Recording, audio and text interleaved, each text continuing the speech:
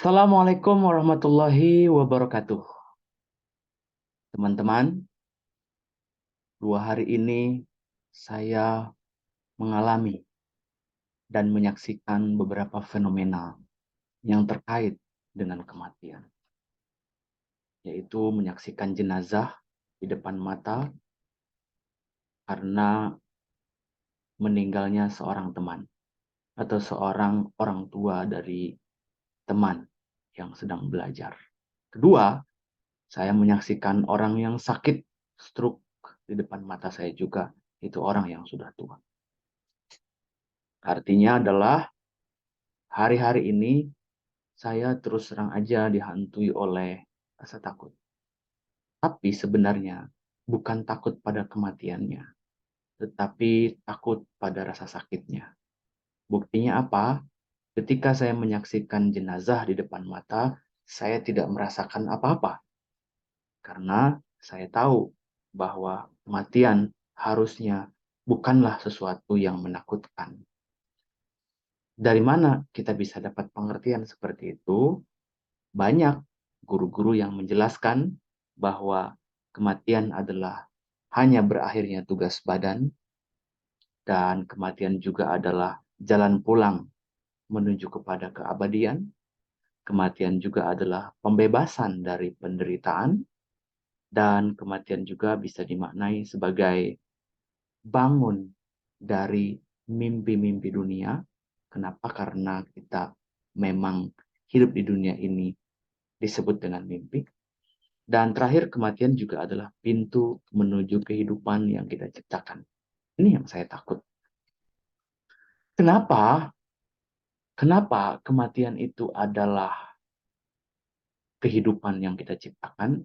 Karena apapun yang kita create di dalam pikiran kita, menjadi personal identity kita, menjadi diri kita, itulah yang akan menjadi kenyataan manakala jiwa ini, ruh ini sudah meninggalkan badan.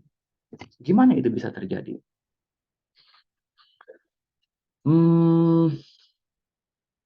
Manusia itu mempunyai 3 kesadaran. Pertama, dia punya tubuh. Kan? 2, selain punya tubuh, dia juga punya pikiran. Kita tahu bahwa tubuh ini hanyalah alat,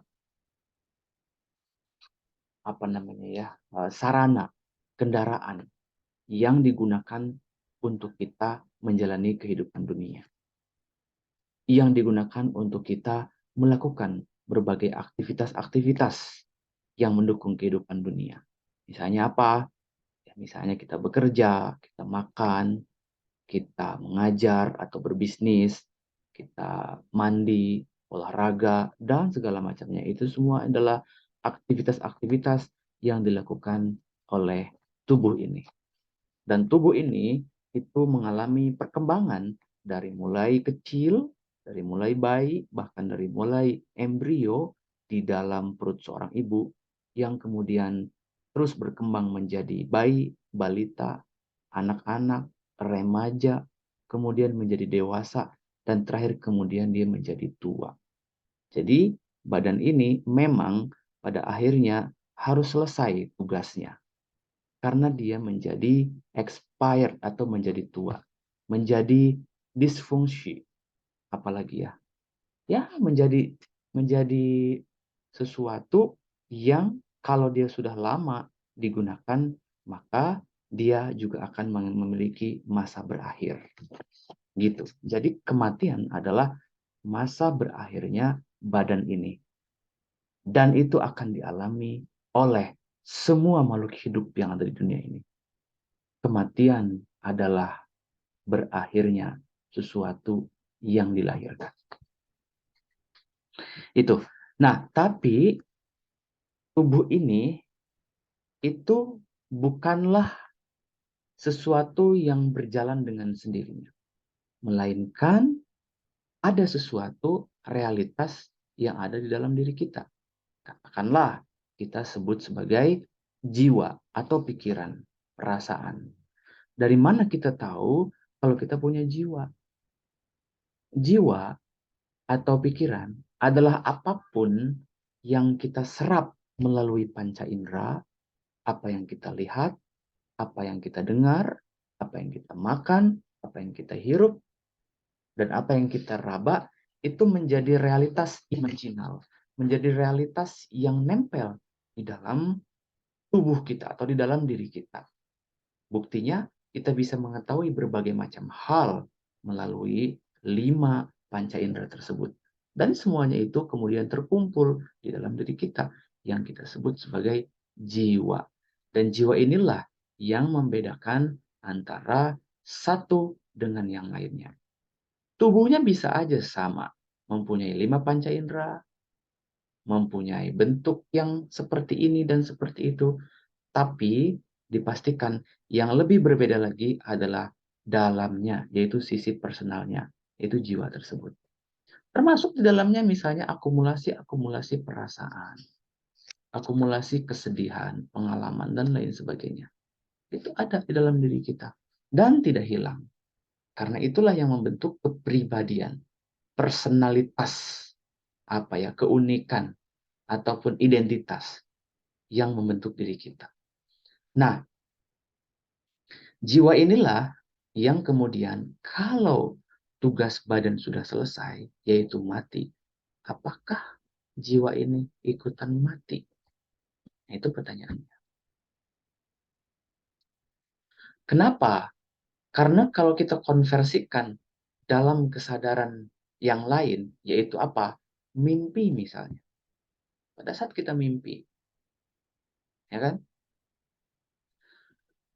Kita mengalami satu kesadaran yang mirip dengan kehidupan di dunia. Ada bentuk, ada warna, ada gerak, ada cahaya, ada kehidupan. Dan saya juga menyadari bahwa saya menjalani kehidupan di mimpi itu. Tapi fisiknya tidak bergerak alias lagi tidur. Dengan kata lain, ketika badan tidur, ya kan, istirahat, tapi ada satu yang tidak istirahat, yaitu pikiran. Jiwa kita tidak mengalami istirahat. Maka itu, kalau orang yang pikirannya sangat hidup, pikirannya sangat aktif, banyak berpikir, biasanya ketika tidur aja pikirannya masih bekerja. Itu artinya, kalaupun orang mengalami kematian yang ditandai dengan berakhirnya badan ini, pikirannya belum tentu mati. Pikirannya belum tentu meninggal. Ya. Dan itu satu bukti bahwa ternyata alam barzah itu ada. Gitu.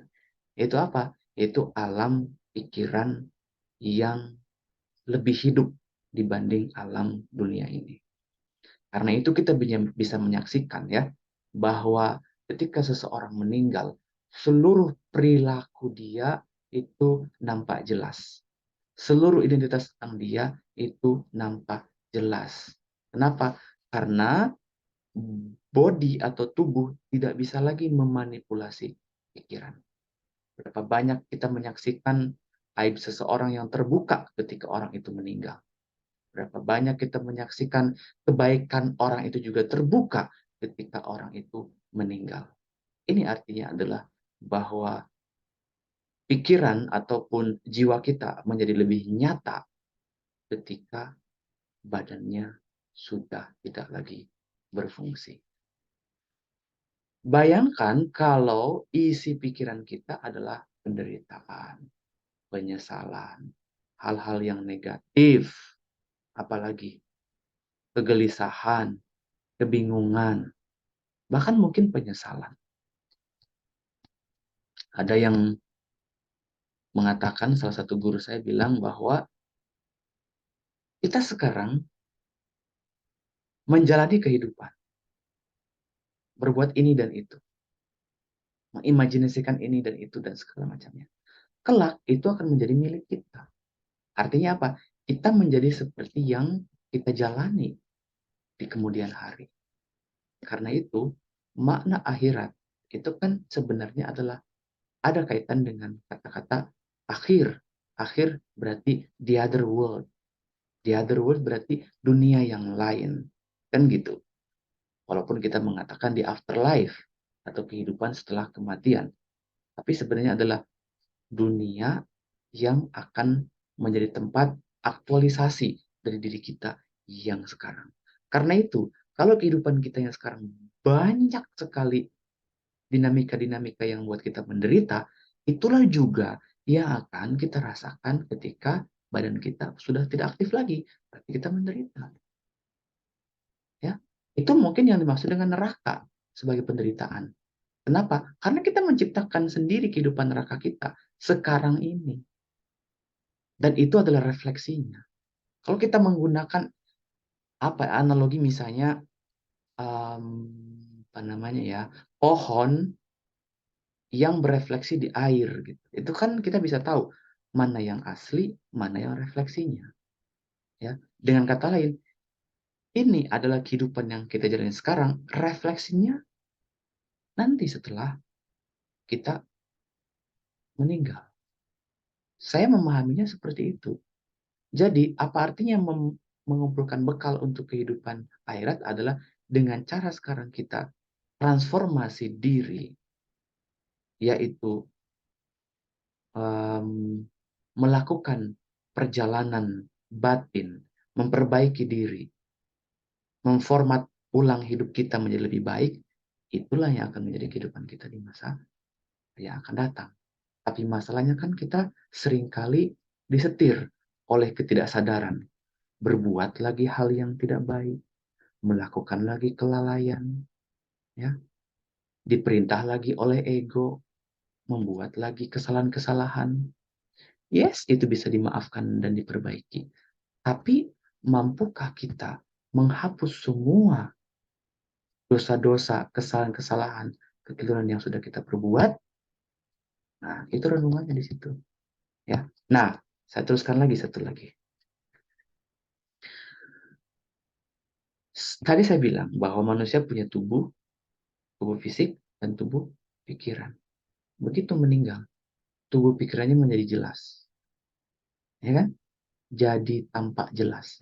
Berarti orang yang sudah meninggal itu tidak meninggal yang sebenarnya, melainkan dia hidup menggunakan tubuh pikiran. Dan ketika menggunakan tubuh pikiran atau jiwa, berarti dia masih ada di sini, masih ada di dunia ini. Kenapa? Karena belum bisa melepaskan ikatan-ikatan yang sudah dia ciptakan di dunia. Mungkin dia masih kangen sama anak-anaknya. Mungkin dia masih rindu pada istrinya. Mungkin dia masih cinta pada pekerjaannya. Ya, nah itu berarti belum selesai. Kapan dia akan selesai? Kita tidak tahu sejauh mana perjalanan orang tersebut. Kalau orang itu mau menerima kalau dia sudah meninggal dan pelan-pelan melepaskan ikatan-ikatan itu secara sadar dalam kehidupannya, maka mungkin itu juga pelan-pelan bisa membuat dia jauh lebih bebas, jauh lebih ikhlas. Sehingga penderitaan yang dia alami itu tidak lagi berasa untuk dia. Persis seperti kita kalau move on dari sebuah peristiwa yang menyakitkan, pada awalnya mungkin akan susah.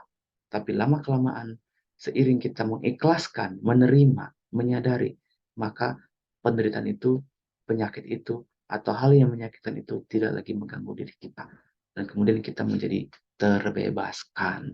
Nah, ketika terbebaskan itulah kita menyadari atau mengalami hidup dengan menggunakan kolbu atau hati atau nurani atau apalagi ruhani gitu ya. Jadi itulah tahapan-tahapan yang akan dilalui perjalanan hidup seseorang.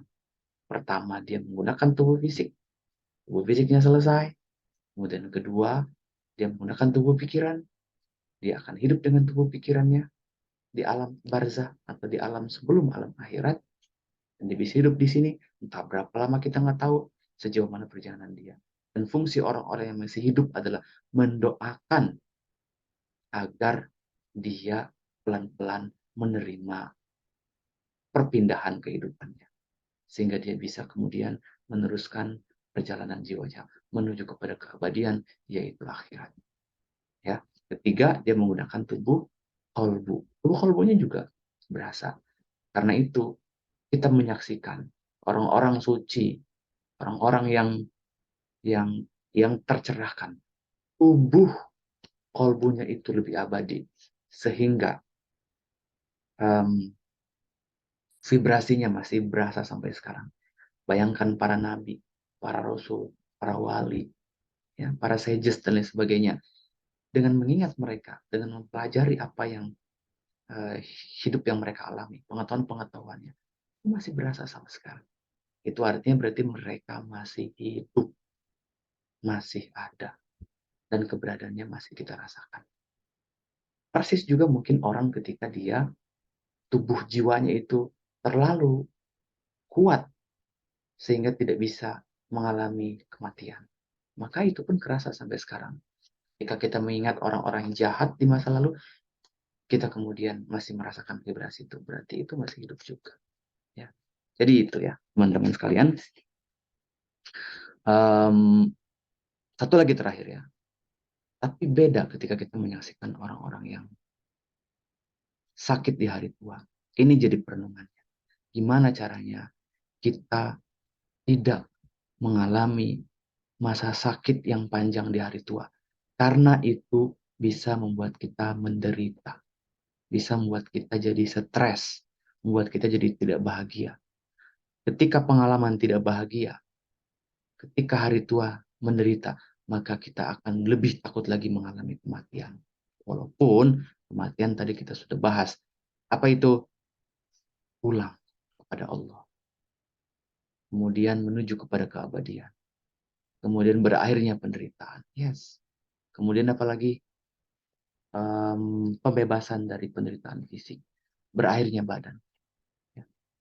Jadi renungilah bahwa selagi kita masih hidup sekarang, jaga kesehatan. Baik lahir maupun batin. Agar kita tidak mengalami kesulitan hidup di hari tua. Agar kita bisa menikmati hidup di masa sekarang dan juga masa yang akan datang. Terima kasih. Semoga Allah mengampuni kita semua. Assalamualaikum warahmatullahi wabarakatuh.